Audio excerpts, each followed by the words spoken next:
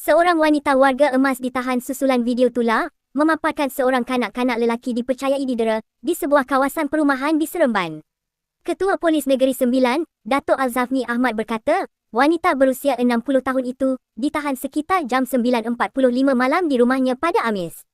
Ibu Pejabat Polis Daerah Seremban telah menerima satu laporan pada jam 8.01 malam tadi, iaitu Khamis, berhubung kejadian penderaan melibatkan seorang kanak-kanak lelaki berusia 4 tahun yang dipercayai berlaku di sebuah kawasan perumahan di daerah ini. Kejadian tersebut disedari oleh ibu bapa mangsa selepas melihat satu rakaman video berdurasi 1 minit 15 saat yang tular di media sosial, katanya dalam kenyataan pada Jumaat.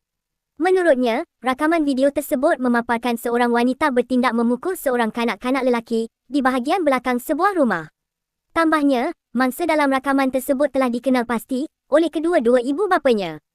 Hasil siasatan awal mendapati, mangsa telah dihantar oleh ibu bapanya untuk diasuh di rumah suspek yang terletak tidak jauh dari kediaman mereka sejak 7 bulan lalu.